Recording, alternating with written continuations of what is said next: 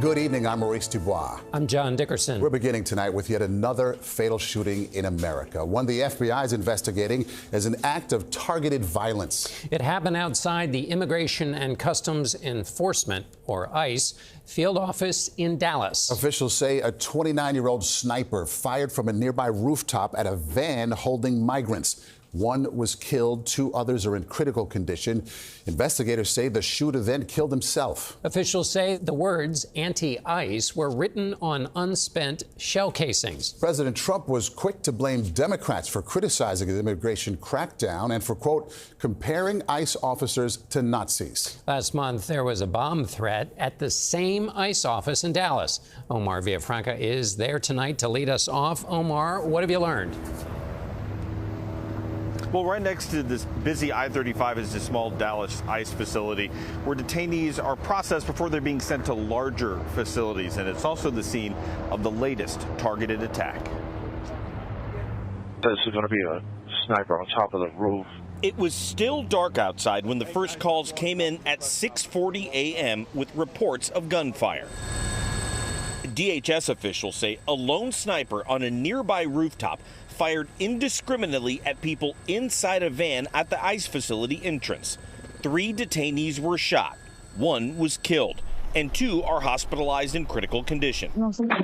A woman was recording on her phone near the facility when gunshots were heard. FBI agent Joe Rothrock. The FBI is investigating this incident as an act of targeted violence. Police quickly found the shooter, 29-year-old Joshua John, who died from a self-inflicted gunshot wound. No law enforcement agents were injured. Early evidence that we've seen from rounds that were found near the suspected shooter contain messages that are anti-ICE in nature. It's the 3rd shooting in Texas directed at ICE or U.S. Customs and Border Protection.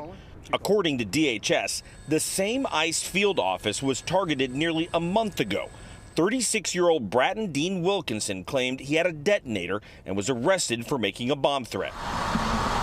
And in July, a police officer was shot in the neck in an ambush-style attack outside the ICE detention facility in Alvarado, Texas. 10 suspects were charged in that attack. DHS says attacks faced by ICE officials are up by over 1,000% from the same time last year. Todd Lyons is acting director of U.S. Immigration and Customs Enforcement. My number one concern right now is making sure that men and women can go out there, do their mission, but they go home safe to their families. Omar, at this early phase in the investigation, what do we know about this gunman? We know 29-year-old Joshua John, he had a charge for marijuana on his record, also driving without car insurance. But police are searching homes in North Texas and in Oklahoma. And once we find out more about what they find, hopefully we'll learn more. Omar, what do we know about the victims? From the victims, what we understand from DHS is that they were actually arrested as part of an ICE raid. That's why they were in that van. The Mexican consulate says one of them was a Mexican citizen. The other 2 we still don't know much about. Okay, Omar Villafranca, thanks. And for more analysis, CBS News Homeland Security correspondent Nicole Skenga joins us now. Nicole, good to see you here. So authorities, they're saying the shooter fired indiscriminately at this field office.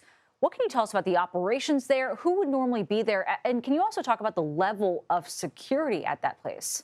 Yeah, Nancy, this is ICE's Dallas field office, and it's also a small holding facility for migrants, can hold around 100 in terms of capacity. It's home to ICE officials, and there's that holding area for migrants in federal custody. There are also visitors that go there, attorneys, family members, as well as asylum seekers who are going through immigration proceedings that would routinely check in at that facility if they had what's called a notice to appear.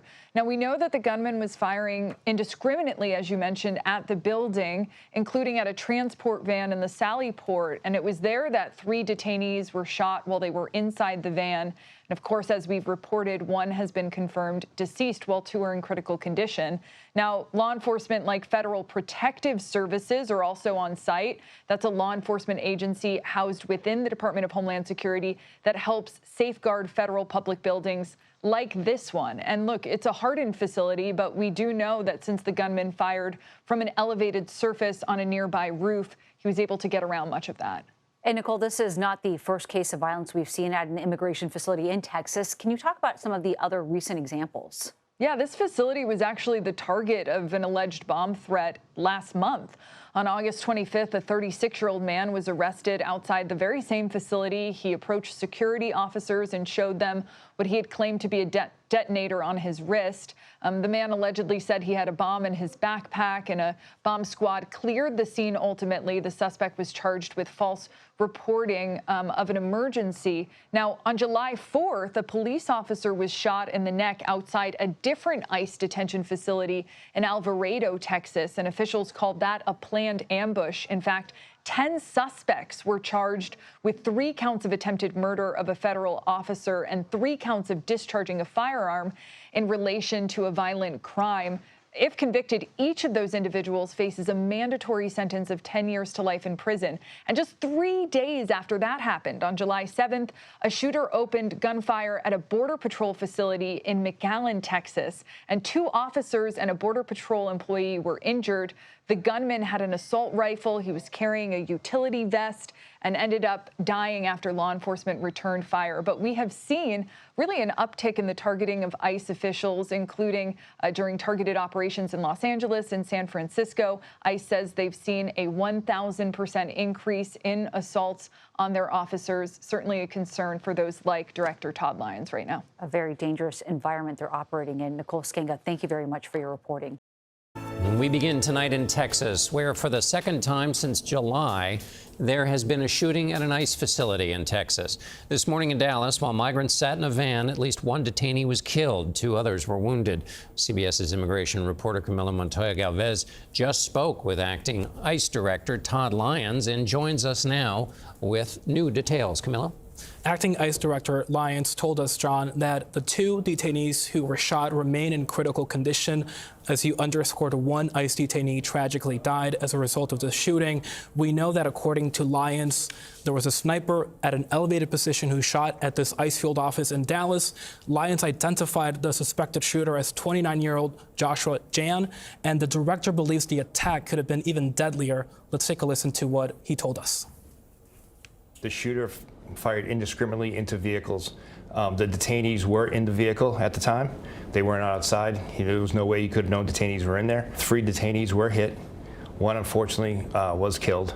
The sniper did commit suicide by a self-inflicted gunshot wound. What's even scarier is the location where the field office is. There's businesses around there.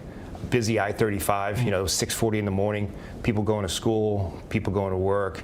He had a high-powered rifle. He could have, in his indiscriminate fire, hit people traveling to work, civilians on the ground. A very scary situation. But unfortunately, someone did lose their life, and it was a definite attack on an ICE facility. But you're saying essentially that it could have been worse. Could have been worse, but any type of violence like this is just horrific. Sir, are you implementing and enforcing new measures and precautions, perhaps, to protect detainees and employees alike in light of this shooting? We've always been operating lately with the increased rhetoric and the assault on ICE officers, a higher threat posture, if you will, but definitely we'll go ahead and reevaluate how we're doing operations. California Governor Gavin Newsom, his state just recently passed a law, as you know, set to take effect next year, that attempts to ban federal agents, including at ICE, from masking up during operations. Will your agency comply with that state law in California? We're going to go do whatever we have to do to keep our men and women safe, and that includes if they continue to wear the masks, and so be it. I've always said I'm not a fan of the masks, but the increased doxing and the threats and the online threats, there's just such a raw sentiment against law enforcement that officers are having to protect themselves. And I'll support them and whatever to do to keep them and their family safe. Does that mean you will not have your agents comply with the state law in California? No, they're going to continue to keep themselves safe. John, ICE Director Lyons told me that he is now reevaluating and re-examining security protocols at ICE detention facilities across the country in light of this tragic shooting, but he says this incident will not deter the Trump administration from pursuing that aggressive deportation campaign. What else did he say in your interview? Well, I asked Lyons about controversial policies that ICE and the federal government have undertaken under the Trump administration, including the termination of Biden administration guidance that previously prohibited ICE agents in his agency from going into churches, schools, medical facilities, and other so-called sensitive locations. And he told me that ICE will not be undertaking any indiscriminate raids in these sensitive locations. Despite that policy change, they may, however, go into these locations, he says, if a criminal migrant is fleeing into those places and they have to arrest him. The sniper shot indiscriminately. The target, however, was not random. It was an immigration, customs, and enforcement facility in Dallas. The sniper positioned himself on a nearby rooftop and opened fire in what authorities described as a spray pattern. Bullets hit the facility and a nearby unmarked van. 3 people who were either ICE detainees or were there for ICE check-ins were wounded. 1 has died. 2 are in critical condition. The shooter, identified as 29-year-old Joshua John, died of a self-inflicted gunshot wound. The FBI revealed bullet casings found near the shooter. 1 carried an etching that read, "Anti-ICE."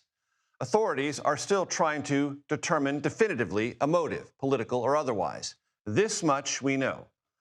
ICE reports a 1,000% increase in assaults on ICE personnel since President Trump took office in January. ICE doesn't specify the severity of assaults, and in some instances, charged offenses have revealed minor physical interactions, bumps and shoves.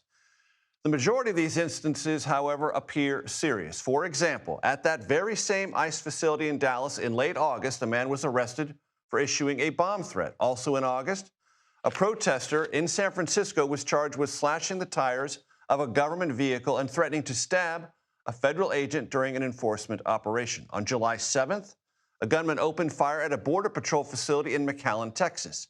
2 agents and a Border Patrol employee were injured. Authorities killed that gunman. That same month, a police officer was shot in the neck outside an ICE detention facility in Alvarado, Texas. Authorities described the shooting as a, quote, ambush. 10 suspects have been charged. The Trump administration touts its aggressive enforcement of existing immigration laws. That has provoked a backlash. But this violence constitutes a dangerous and worrisome pattern. Our Camilo Montoya-Galvez just discussed this with Todd Lyons, who's the acting director of ICE. Camilo, what did he tell you? Major ICE Director Todd Lyons told us that tragically 1 person who was in ICE custody this morning has tragically died. He also mentioned that 2 other detainees in ICE custody remain in critical condition as a result of the shooting. Let's take a listen to how the director described the shooting and how it unfolded. The Dallas field office came under sniper fire today. Multiple rounds were fired into the building indiscriminately, into the lobby doors, the windows, various walls in the building, but also our Sally Port, which is where we bring in the secure location for detainees. The shooter fired indiscriminately into vehicles. The detainees were in the vehicle at the time. They weren't outside. There was no way you could have known detainees were in there. There were also officers from other agencies, other federal partners assisting us. 3 detainees were hit. 1, unfortunately, was killed. The sniper did commit suicide by a self-inflicted gunshot wound. And Major, the director told us that he is also reevaluating and re-examining security measures at ICE facilities in light of the shooting. And they believe, that is to say, the FBI, at least initially, this was targeted?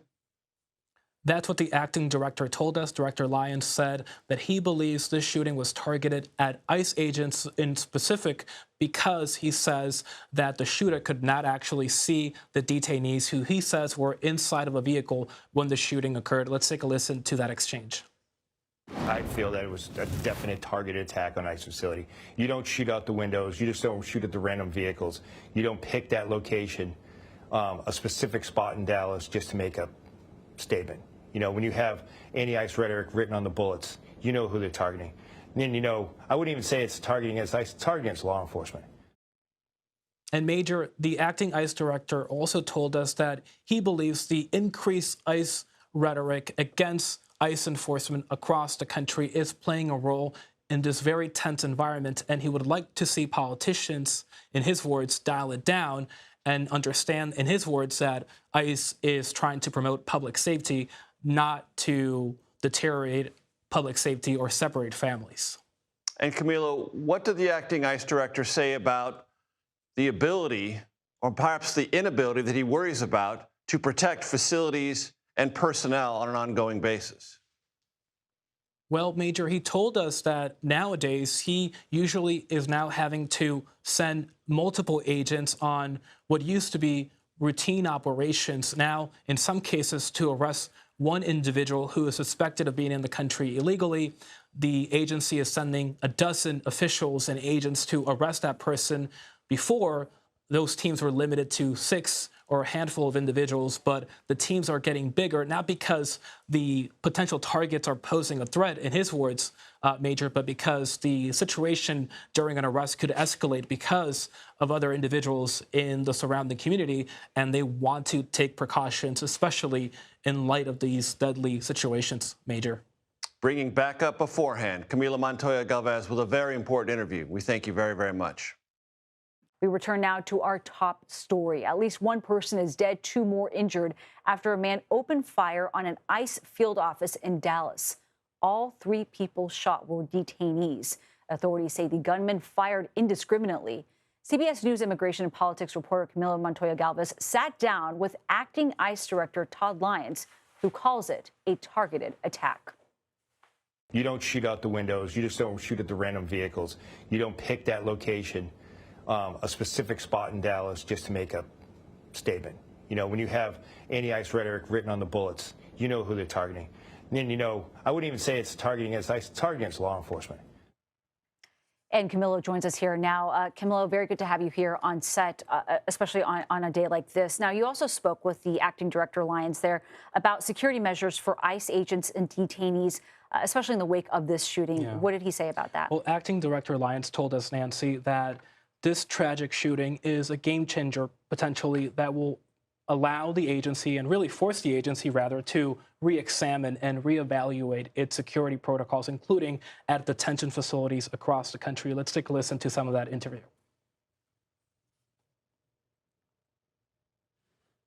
Sir, are you implementing and enforcing new measures and precautions, perhaps, to protect detainees and employees alike in light of this shooting? You know, we've always been operating lately with the increased rhetoric and the assault on ICE officers, a higher threat posture, if you will. But definitely we'll go ahead and reevaluate how we're doing operations. You know, the one thing that I'm dedicated to, and I always get asked, what's the one thing that keeps me up at night, is the safety of the men and women of ICE, to include the people that visit our facilities as well as our detainees. And that has to be my #1 concern right now, is making sure that men and women can go out there, do their mission, but they go home safe to their families. And that we have to make sure we ensure not only the people in our custody, people visiting our facilities, but our men and women in law enforcement, our federal partners, are being taken care of. We're going to look at all of our security posture more thoroughly now. But Nancy, the director did tell me that this tragic incident will not deter the Trump administration from continuing its aggressive mass deportation operation. As you know, the president has promised to oversee the largest deportation campaign in American history. And Camilo, you also asked the acting director about lowering the temperature. We've really seen the rhetoric ramp up quite a bit recently. What did he say to you about that? Well, just for context, Nancy, just in the past 2 weeks, we have seen attacks against ICE agents. We have seen confrontations, including violent confrontations in Chicago, here in New York City. We've seen protesters try to block the entry of vehicles into ICE facilities. We've seen New York City lawmakers be arrested here after blocking the entry into 26 Federal Plaza, another ICE facility. And I pressed them on that environment and what can be done to reduce those tensions. Let's take a listen. How do you think these tensions can be reduced? Because they appear to be very, very high now. You know, I would love to work with other elected officials and local leaders on the ground. I think there's just misinformation of what true ICE mission is. You know, when you do have social media posts, whether it be from a group or an elected official saying what ICE is doing is wrong, is illegal, and to push back and resist ICE, that's just not right. It's a law enforcement mission. That's what the men and women are doing. And again, we talked earlier, a lot of that rhetoric is just so heightened and volatile right now. That's not only putting the detainee or the arrestee in harm's way, public in harm's way, but the men and women of ICE and law enforcement in general in harm's way. We definitely need open dialogue, common sense approach to this, communication at all levels, but really need to dial it back. I mean, to put out a tweet or actively say you should resist ICE or you should push back against ICE, that's just wrong. That leads to more violence, more tensions, and that's what needs to stop. And Nancy, Acting Director Lyons obviously believes that the rhetoric by some politicians against ICE activity across the country is playing a role in this heightened and tense environment. But I do have to underscore that from advocates' perspective, ICE's aggressive tactics are also contributing to this really tense situation that we're seeing across the country now. Excellent reporting, as always. Camilo Montoya-Galvez, thank you very much for joining us here. Thanks, Nancy.